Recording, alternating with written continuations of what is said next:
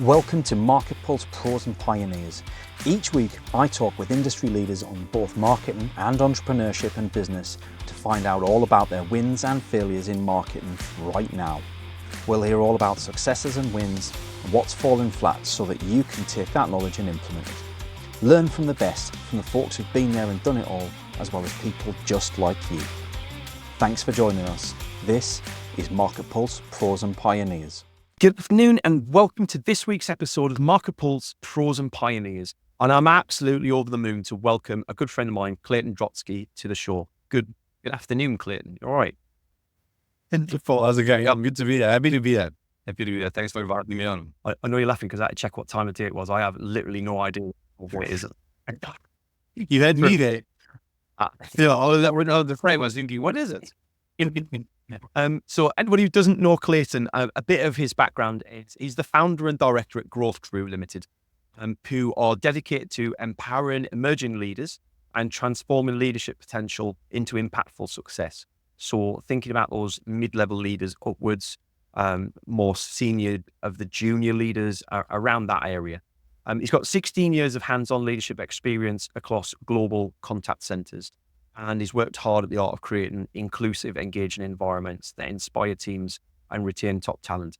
And I can tell you, as somebody who spent 15 years in leadership, almost every post that Clayton puts out, I absolutely resonate with. So I can vouch firsthand for the values that he expels.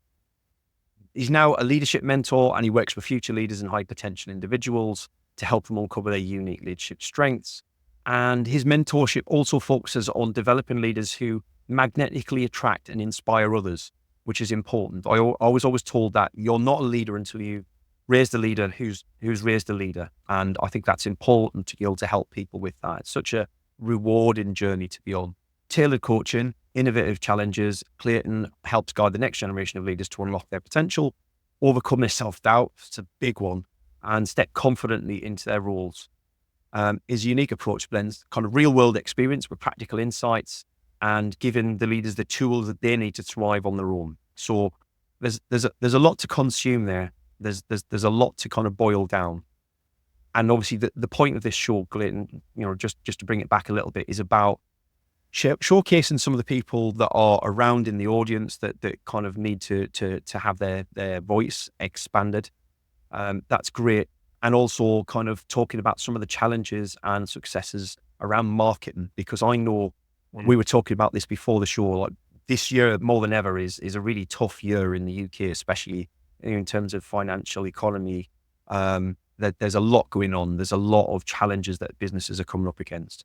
So we're going to get into some of that as well as we go through things. But you've spent 17 years in contact centers.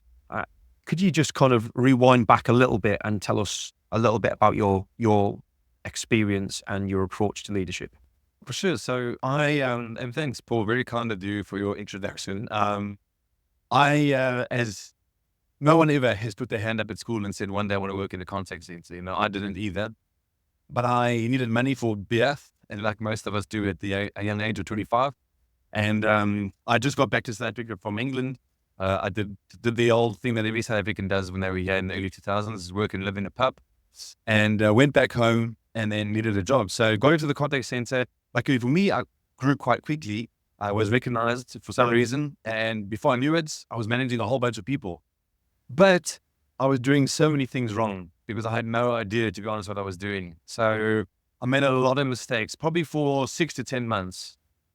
To give an example of what I did is I was elevated from a team leader level, managing like 20 odd people, to the manager of the call center. And I had my own desk that I had to go sit at, but I never went and sat there. I still remained in my old desk for like 3 months. And I was just scared of going to sit there. I was trying to be someone I was not. So I was doing things like I wanted everybody to like me. So I would do everything for everybody. I would never say no, which kept me at work for long hours. But because people could see that this is what I was doing, they would just ask me for stuff and I'll always say yes. But another reason I was doing everything for everybody was because I was hiding the fact that I didn't want them to see that I didn't know what I was doing. So if I did it in private, my own time, then no one would see that I had no idea what I was doing. So all these leadership mistakes I was making, and plenty more. I can keep you going for a long time. But then, as so important for all of us is, luckily for me, I found a mentor who worked at our office, who came in and basically showed me what leadership looked like. Something that I didn't think of before. And I remember the very first day she got there, she called me into her office, and the culture in South Africa back in those days was very hierarchical. We would, leaders were to be seen, not to be spoken to. And not everybody, but that was like a culture. And she came in the first day and she took all the walls down and put glass so we could all see her. And that was like day one. She called me to her office and we had like a 2-hour meeting. When she called me to her office, I was thinking to myself, oh, here we go. What have I done? This is me now. I'm done, right? Because you don't normally go to those offices. But she called me in and we had a 2-hour discussion, and she wanted just to know about me. And she was really interested, but genuinely interested, not just pretending.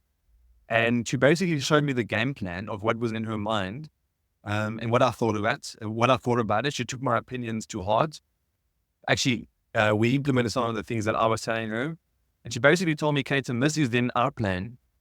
And the big word, our plan. And this is your part of that plan. It cost her zero money to get the best out of me, because about 2 or 3 months later, I realized I was working harder than ever before. And the reason I was doing it was because I didn't want to disappoint this person that believed in me so much without knowing me from a bar of soap. And it cost her nothing but time and effort. A little bit of time, a little bit of effort to make me feel really good about myself, find joy in what I was doing, find that what I was doing actually mattered to other people. And in return for that, it was meaningful to me. So when I found joy and satisfaction in what I was doing, I naturally excelled at it. I enjoyed it more. And then I thought to myself, well, that was so simple what she did.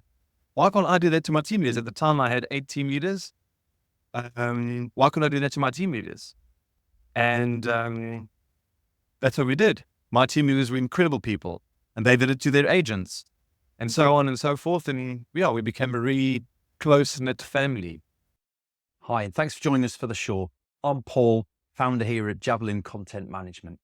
We specialize in getting ideas out of your head, down into video, and out to your social media through repurposing and efficient content strategies. If you want to find out how you can convert your ideal audience into paying customers, reach out to us, javelincontent.com, and I hope you enjoy the rest of the episode. I was fortunate enough to go to other places in the world and do the same thing.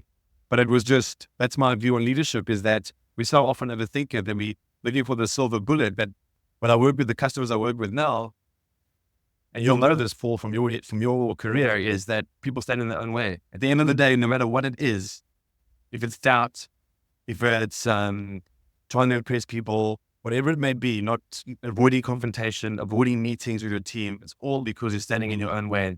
I just help them get to the bottom of why they're doing that, and then we figure it out.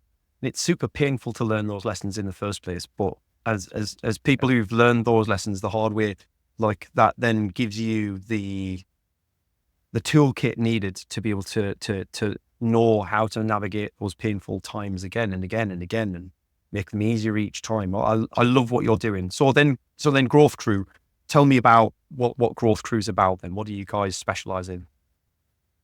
Yeah, so, it's been 2.5 years now. I'm just over 2.5 years of Growth Crew, and I've made lots of mistakes, thousands, right? I've tried different things. I've chased the shiny objects. I've paid a lot of money for things that I should probably not have paid for, but I've kind of found where my sweet spot is, and that's with high potential future leaders. So I do a mentorship program where I do one-to-one coaching with up-and-coming leaders that their companies want to invest in, that senior leaders want to invest in, that they see people that will take over from them one day. Basically like a senior leader's retirement plan, right? And I walk a path with those leaders.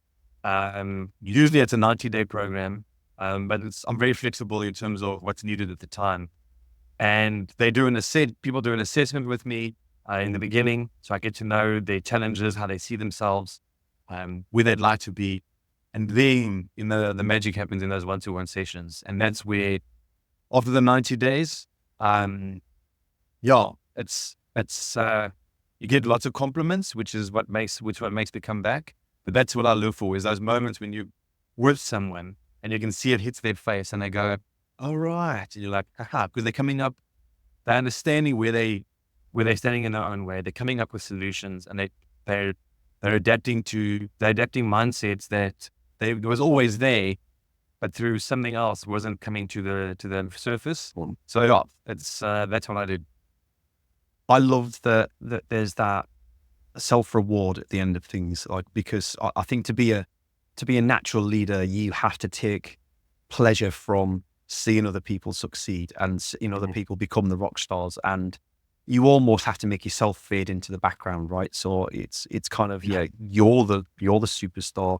I'm just here to help showcase you to your peers, to your colleagues. I love that. Again, like we were saying before the show, this year's been super tough. And I know, having worked in the contact center industry, call centers, contact centers, whether that's business process outsourcing, whether it's brands that have their own call centers, it's a super, super tough market to start with, right? People who work in call centers don't want to pick up the phone to answer cold calls.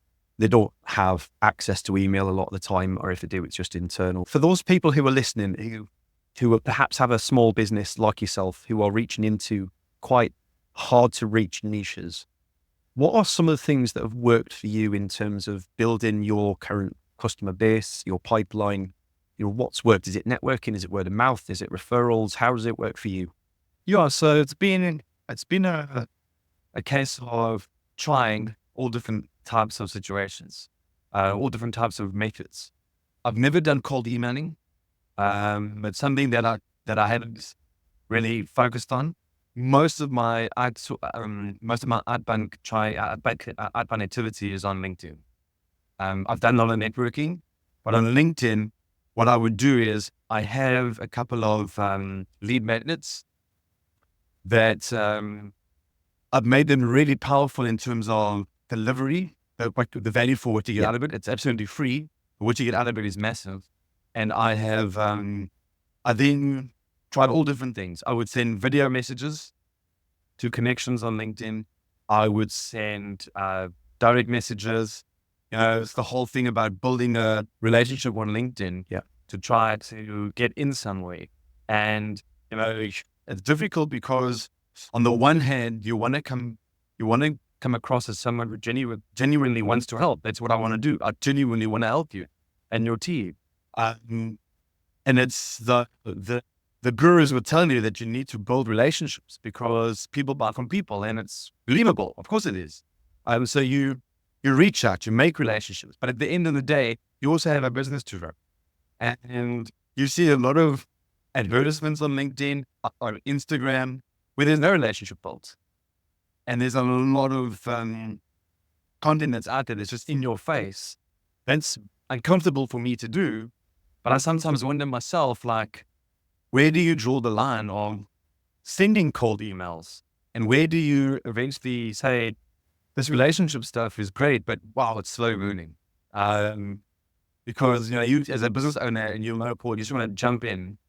You've taken a big risk, leaving the comforts of gainful employment, and you were used to a certain salary, you were used to a certain lifestyle, and you leave that lifestyle knowing that there's a lot of pain coming. You're aware of it. You made the decision, but you know that at the end of the day, you're doing something that's more meaningful for you. You're going to reach more people. And ultimately, the goal is that this will be more fruitful than any employment would ever be in the future. But how getting there is really hard. I look at people who I'm very good friends with on LinkedIn, and they've built relationships with on LinkedIn. They do very similar things to I do. And I see them with businesses for 15 years, 20 years. And it's so impressive that they got that far as an entrepreneur and still doing it, because, it is not for the faint-hearted. That's for sure. Yeah, you're absolutely right. I resonate with so much that you said. And for anybody who doesn't know me, like, go and have a look at my LinkedIn profile, right? I came from retail. When I stepped out of that world, I had to have B2B explained to me, and it still took weeks for me to really understand what B2B meant. It just didn't compute. I've found contact center world and BPO world to be unlike any other industry I've ever had to approach. And it's so niche such a friendly community, such great community. Everybody knows everybody. Everybody's connected to everybody, but it also makes it super hard to break into. And I think you do, from what I see on LinkedIn, I think you do a fantastic job of that balancing act of, I'm here to provide value. And you provide value first and foremost to build that trust. I see you doing video. I see you doing, your text-based posts, and there's a good mix of content on there. Honestly, I've done that email side of things for that world, and it becomes a numbers game. And I see this a lot. And I was talking to a good friend of mine about this the other day. Is I see that actually marketing companies, marketing agencies, marketing departments, marketing managers all create a rod for their own backs, as do salespeople, in that we look at the pipeline as being a function of the end result, right? So everybody says work backwards from what you want to achieve. So you know how much revenue you want to achieve, you know how likely you are to convert someone who gets to that final stage, that end stage. So we know how many of them we need to have, but to get so many of them, we need to have, so we have the next stage lead. And then, so that means we need to engage this many people. And all right, well, if I want to double my revenue, I've got to double the amount of leads that go in at the beginning. And we rapidly end, like the only answer to doubling all those leads is that you have to automate things. You have to mass produce things, which removes that personalized element. And I've been down this route, like I hated it. And I had to do it because it had to be tested out. I had to prove that it didn't work. And it can work, and it can work in some industries. It can work some products and services. It can work tremendously well. I've no doubt there are experts out there who are called email experts, called call experts, who do tremendously well. But the thing that holds everybody back is that we now in this day and age can see through that non-personalized content. And I don't mean, oh, I see that you live in the same country as me, so therefore we must connect. I get these all the time now, right? I had one this morning. What was it? Oh, I love that you have a podcast. Let me tell you how I help podcasters. Well, I'm guessing that you've only reached out to anybody who has a podcast. That's not really talking to me like, yeah, I can see through you. And an instant distrust, right? Instant distrust, which makes it really hard. So now more than ever, I think now is the time to be doubling down on building those relationships. And it is, you're right. It's like if anybody else is out there listening to this who's running their own small business, I'm sure they're all smiling and nodding away because, yeah, I've tried that as well. And yeah, this is tough. And building relationships does take time. No, and it's like, you have to stick to it, I guess. It's so easy to chase the shiny objects. But I guess you have to stick to it. And it's a slow burner, but it's like you said before we went on air, is that got that feeling that it might all happen at the same time because you worked hard on these relationships and you follow up with people and you ask, you keep the flame burning between you and them. I just sometimes think back to myself, and this is probably one of the mistakes I've made with my marketing is probably using my own biases to think what people think about when they think of buying what I offer. Yeah. So, and that's taken me a long time, probably longer than, probably still deal with it now, but it's taken me a hell of a long time to try and get into the brains of my potential customer. Because I think to myself, when I was leading a call center, the last thing I wanted to do was air my dirty laundry to some guy that I didn't even know. And what's he going to do? So there's that mentality. I'm sure that's out there. But yes, my own biases in my marketing has probably done me a lot worse than it probably should have. I'd go one step further, because I'm ADHD, I tend to overthink things.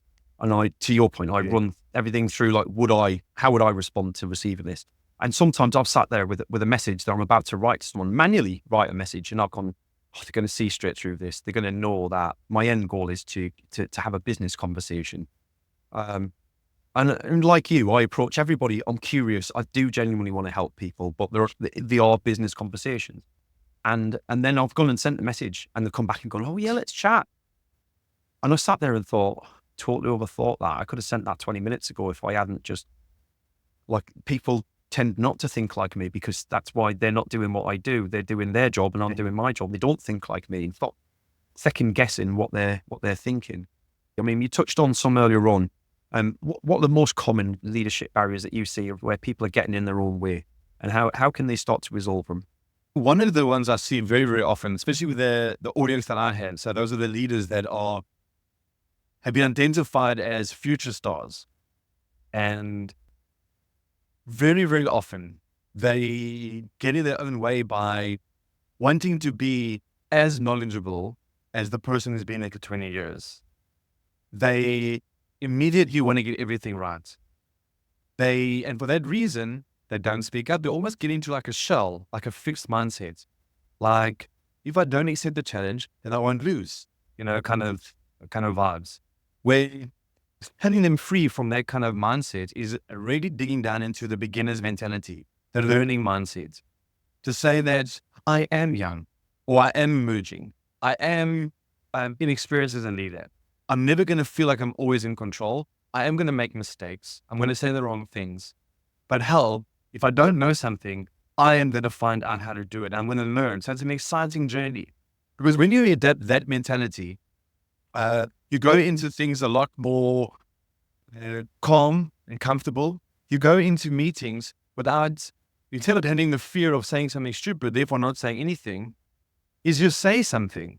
Because your intention is you're asking this question or you're saying this thing because you want what's best for your team, the company, and the customer. So therefore you can't lose. If you have the mentality that I'm learning, I'm a beginner's mentality, even if you do say something wrong, and the senior person in that meeting rectifies you, that's fine, because deep down your intention is the best for everyone.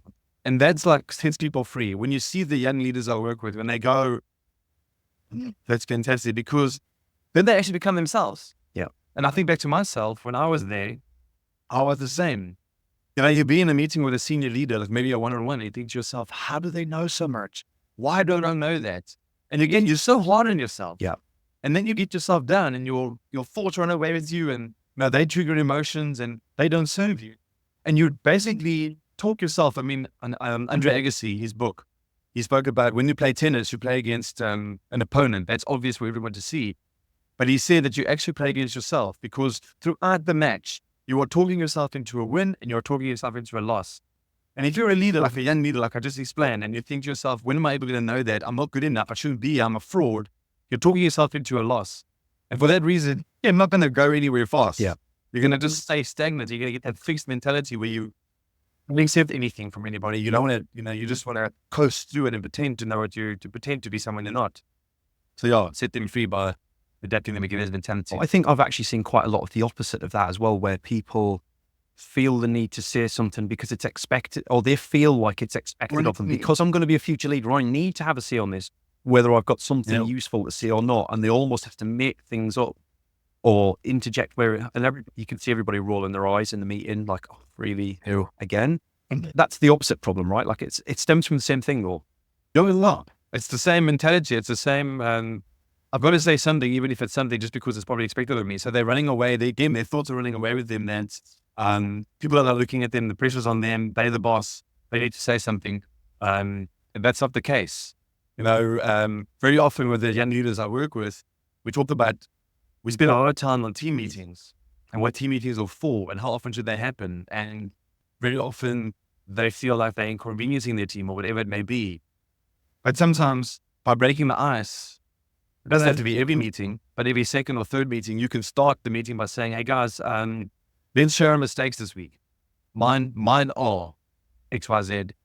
And you're opening up. So as a leader, you start realizing that you have the opportunity to change someone's life as a leader, good or bad. And if you're a good leader, you can really set someone up for the rest of their life. And that's what I always say is aim for that 20 years from now. Someone's going to say, man, if it wasn't for Clayton back in 2001, I wouldn't be where I am today. You'll never know if that happens. Yeah. But aim for that. And when they start realizing that that great leaders inspire other people to do great things, I can do that. It becomes very rewarding and very satisfying for them. There's a much bigger purpose. And then you see them doing things that they weren't ordinarily done before because they feel free of it. The shackles are off and they feel like they can do it, because if they make mistakes, they were trying something new, or they were trying, their intentions are not for that to happen. So it's nice. there's so many positives to take from the conversation, and so many things for people to go and digest. I think to bring it back to marketing once again, then, like, you obviously, the same as I will, as the owner of your own business, you'll get marketed to quite a bit, right? In terms of your experience, what's one thing that you wish other business owners would kind of stop trying to do in order to reach you? Like, when you're being marketed to, what's your pet hate? My pet hate is probably when they try to summarize me in their first initial contact. I think they know me. And that's, I think, it's always a bit invasive. It's like, what do you don't know me. They, and they don't do homework. Sometimes it's just a little bit, I know it takes longer when you do homework. I always do a bit of homework and personalization. It takes me a lot longer. I'm not saying it works. I'm not saying that it's the best thing since sliced bread, but the other day I got a DM on LinkedIn about if I needed help with my menopause. And I was like, I'm so sorry that they wasted money. I hope there wasn't a LinkedIn ad because they'd wasted money, But then you get the people that would say to you, Clayton, did you know? The people like you, if they do this, they get that. And, I can give you 7 figures in 3 months. And you're thinking, well, okay, that's what? Why are you still asking me if you can do this yourself? Yeah, I saw somebody the other day who had messaged into an inbox of a friend of mine to tell them about the new video messaging tool they could use to reach people on LinkedIn by sending these video messages. Yeah. So why are you sending me a text-based message then, if your tool's so great? Like, does it work? Does it really work? Or are you just trying to sell thin air? Like, yeah, I agree. Like, it's weird. I tend to have, I have a private, look, everybody's got bills to pay. I get it. It goes back to what I was saying about inflating that funnel and the figures that you need at the beginning of it. So the only possible alternative is mass volume, right? It's not the case. Like, you don't need to take that approach. Not everybody you approach needs to be a lead or a prospect. I'm a big fan of, if you create the content, you can point people to the content with the automation. If you want to use automation, that's what you do. Look, I might be helpful for you. Come and have a look at my content. The content does the selling. I'm not here to do any selling in your inbox. Genuine. But alternatively, the question becomes, rather than increase the amount of leads that I'm putting in at the top, the prospects I'm putting in at the top end that I'm trying to reach, what if I just spend the time finding the right people, researching them well enough, and being genuinely curious enough that I have a higher conversion rate on my messages? And if I do that, then I don't need to reach so many people, and I can do it manually, which means I can be genuine, which means everybody will appreciate it. You'll still get told to sod off. Like, you got to have thick skin if you want to do sales development in any way, shape or form, right? I've been told to sod off more than my fair share of times. But that's the solution, is it's not, to your point exactly. I've tried volume. I've tried automation. It's awful. I've stopped because it just doesn't work. On the flip side of that, what's your favorite way right now of marketing your business? What works? You've mentioned lead magnets. I see you doing webinars. I see you doing workshops. What's your favorite way? Not necessarily the most successful, but what do you enjoy the most marketing your business? I think it's probably my lead magnet, because I feel like people have a chance to experience what I can do, and then make a very good judgment call from there. So with my lead magnet, I go above and beyond of what's expected. People expect something small, but what they're really getting is incredible value, and at the end of it, hopefully a lot of personal development. So the feedback I receive from my lead magnets is really, really good.